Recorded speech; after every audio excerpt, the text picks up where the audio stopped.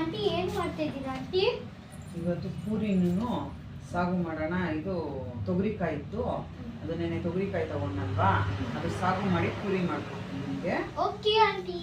ಇವಾಗ ನಾನು ಪೂರಿ ಮಾಡೋಕ್ಕೆ ಯಾವ ರೀತಿ ಮಾಡ್ತೀನಿ ಅಂತ ಹೇಳ್ಬಿಟ್ಟು ನಿನ್ಗೆ ಹೇಳ್ಕೊಡ್ತೀನಿ. ಹಾಂ, ಫಸ್ಟು ನಾನು ಸಕ್ಕರೆ ಹಾಕ್ಕೊತೀನಿ. ಏನಕ್ಕೆ ಸಕ್ಕರೆ ಹಾಕ್ಕೊತೀನಿ ಅಂತಂದರೆ, ಪೂರಿ ನಾವು ಹಸಿಟ್ಟು ಅಸ್ಮಾತು ಜಾಸ್ತಿ ಕಲಸಿರ್ತೀರಿ ಅಂತ ತಿಳ್ಕೊ, ಜಾಸ್ತಿ ಕಲಸಿ ಸ್ವಲ್ಪ ಮಿಕ್ಕಿದ್ರೆಗನ ಹಸಿಟ್ಟು ಹಂಗೆ ಇರುತ್ತೆ, ಏನು ಅಳಿಸಲ್ಲ, ಸ್ಮೆಲ್ ಬರಲ್ಲ. ಒಂದು 2 days 3 days ಇಕ್ಕಿದ್ರೆ. ಹಾಲು ಏನಕ್ಕೆ ಇಕ್ತೀರಿ, ಹಾಲು ಏನಕ್ಕೆ ಹಾಕ್ತೀರಿ ಅಂತಂದ್ರೆಗನ, ಹಾಲು ಹಾಕಿದ್ರೆ ಹಸಿಟ್ಟು ಸ್ವಲ್ಪ ಮುದ್ದು ಇದು ಸ್ಮೂತಾಗಿ ಬರುತ್ತೆ, ಪೂರಿನೂ ಕೂಡ ಗಟ್ಟಿಯಾಗಲ್ಲ, ಪೂರಿ ಚೆನ್ನಾಗಿರುತ್ತೆ. ಚೆನ್ನಾಗಿರುತ್ತೆ. ಅದರಿಂದ ನೀನು ಫಸ್ಟು ಸಕ್ಕರೆ, ಉಪ್ಪು, ಹಾಲು ಹಾಕ್ಕೋಬೇಕು. ಹಾಲು ಹಾಕ್ಕೊಂಡು 1 ಕಪ್ಪು ಗೋಧಿ ಹಿಟ್ಟಿಗೆ 2 ಚಮಚ ಅಷ್ಟು ರವೆ ಹಾಕ್ಕೋಬೇಕು ನಾವು. ಪೂರಿ ಗರಿ ಗರಿಯಾಗಿ ಬರುತ್ತೆ. ಗರಿ ಗರಿಯಾಗಿ ಬರೋದ್ರಿಂದ ಇವಾಗ ನಾವು ಜಾಸ್ತಿ ಜನ ಇದ್ದೀವಿ ಮನೆಯಲ್ಲಿ, ಅಮ್ಮಮ್ಮ, ಮಾಮ, ನಾವು, ನೀವು ಎಲ್ಲರೂ 7-8 ಜನ ಇದ್ದೀವಿ. ಇನ್ನು ದೊಡ್ಡಮ್ಮ ಅವರು ಎಲ್ಲ ಬಂದರೆ ಹೆವಿ ಆಗುತ್ತಲ್ವಾ, ಅದರಿಂದ ನಾವು ನೋಡ್ಬಿಟ್ಟು ಹಾಕ್ಕೋಬೇಕು. ಸರಿನಾ? ನೋಡಿ, ಯಾರು ಓಪನ್ ಮಾಡಿರೋದು, ಕಟ್ ಮಾಡಿರೋದು ಕರೆಕ್ಟಾಗಿಲ್ಲ. ಸರಿನಾ? ಇದರಲ್ಲಿ ನೋಡೋ ಸ್ಪೂನಲ್ಲಿ ಬರಲ್ಲ ಅಂತ ಹೇಳ್ಬಿಟ್ಟೆ ನಾನು ಈ ಥರ ತೊಗೊಳ್ತಾ ಇದ್ದೀನಿ. ಸರಿನಾ? 1 ಕಪ್ ತೊಗೊಂಡ್ರೆ ಸಾಕು. ನಾವು ಇದೇ ಹಾಕ್ಬೇಕು ಅನ್ನೋದೇನಿಲ್ಲ ಅಮ್ಮ. ನಾವು ಉಪ್ಪಿಟ್ಟು ಹಾಕ್ತಿರಲ್ಲ ರವೆ, ಅದನ್ನೇ ಹಾಕ್ಕೋಬೋದು. ಹಾಕ್ಬಿಟ್ಟು ಒಂದು 5 ನಿಮಿಷ ನೆನೆಸಿಟ್ಕೋಬೇಕು. ಇದನ್ನ ನೀಟಾಗಿ ಈ ಥರ ಮಿಕ್ಸ್ ಮಾಡ್ಕೋಬೇಕು. ನೀಟಾಗಿ ಹಾಕ್ತಿರಮ್ಮ. ಇವಾಗ ಇದು ನಾವು ಅಷ್ಟಿಟ್ಟು ಮಿಕ್ಸ್ ಮಾಡ್ಕೊಂಡು ಸ್ವಲ್ಪ ಗೋಧಿ ಹಿಟ್ಟು ಹಾಕ್ಕೊಂಡು ಕಲಿಸ್ಕೊತೀರಲ್ವಾ, ಫಸ್ಟು ಹಾಲಲ್ಲಿ ಸ್ವಲ್ಪ ಇದು ಮಾಡ್ಕೋಬೇಕು, ಕಲಿಸ್ಕೋಬೇಕು. ಸ್ವಲ್ಪ ಹಾಕ್ಕೊಂಡು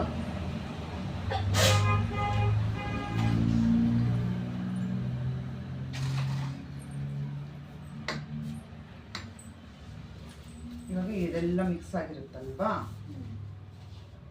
ಇವಾಗ ನಾವೇನು ಮಾಡೋದಂದ್ರೆ ವಾಟ್ರು, ಇವಾಗ ಇದ್ರ ಜೊತೆಗೆ ನಾವು ಸ್ವಲ್ಪ ವಾಟ್ರ್ ಹಾಕ್ಕೊಂಡು ಕಲಿಸ್ಕೊಂಡ್ರೆ ಚೆನ್ನಾಗಿರುತ್ತೆ. ಒಂದು 30 ಮಿನಿಟ್ಸು ಅಂತ 40 ಮಿನಿಟ್ಸ್ ಬಿಟ್ಬಿಡ್ಬೇಕು.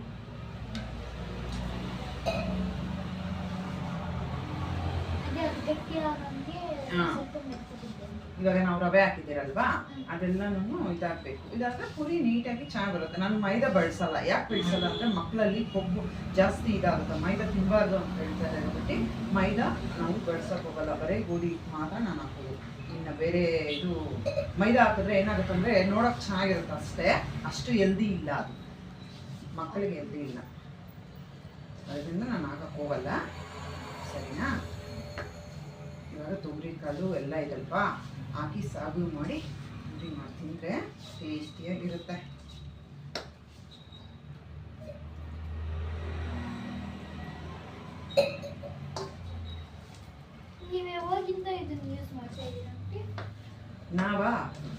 ನಮ್ಗೆ ಯಾವಾಗ ನಮ್ಗೆ ಕಲ್ತ್ಕೋಬೇಕು ಅನಿಸ್ತು ಅವತ್ತಿಂದನೂ ನಾವು ಇದು ಮಾಡ್ತಾ ಇದ್ದೆ. ನಮಗೆಲ್ಲನೂ ಇದು ಮಾಡಿಕೊಟ್ಟಿದ್ದು ನಮ್ಮತ್ತೆ ಕಡೆಯಿಂದ ನಾವು ಕಲ್ತ್ಕೊಂಡಿದ್ವಿ.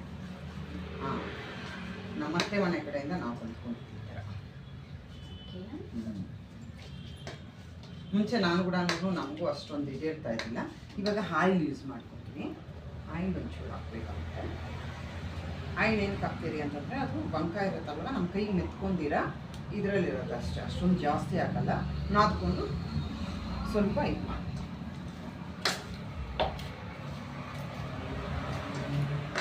ನಾದ್ಕೊಂಡು ಒಂದು 1/2 hour ನಾವು ಬಿಟ್ಬಿಡ್ಬೇಕು. ಚೆನ್ನಾಗಿ ನಾದ್ಕೋಬೇಕು. ಏನಂದರೆ ಚೆನ್ನಾಗಿ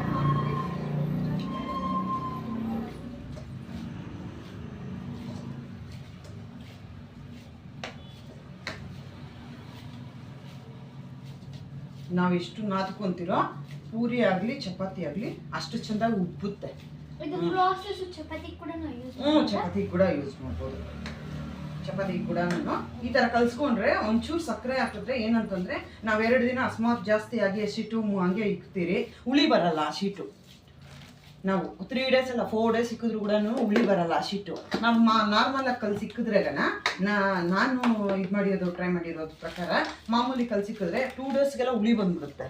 ಈ ಥರ ಸಕ್ಕರೆ ಹಾಕಿ ಇಕ್ಕಿದ್ರೆ ಬರಲ್ಲ. ಯಾವುದೇ ಕಾರಣಕ್ಕೂ ಸಕ್ಕರೆ ಹಾಕಿ ಕಲಸಿದ್ರೆ ಹಸಿಟ್ಟು ಇದಾಗೋದಿಲ್ಲ, ಹುಳಿ ಬರಲ್ಲ.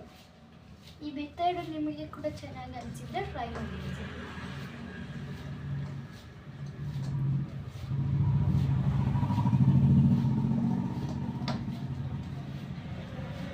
ಏನಂದ್ರೆ ಹಸಿಟ್ಟು ಮಾತ್ರ ಕಲಸಿದ ಮೇಲೆ ಒಂದು 10 ನಿಮಿಷ ನಾವು ನಾದ್ಕೋಬೇಕು. ಹಸಿಟ್ಟು ಎಷ್ಟು ನಾದ್ಕೊಂಡ್ರೆ ಅಷ್ಟು ಚೆನ್ನಾಗಿರುತ್ತೆ ಹಿಟ್ಟು.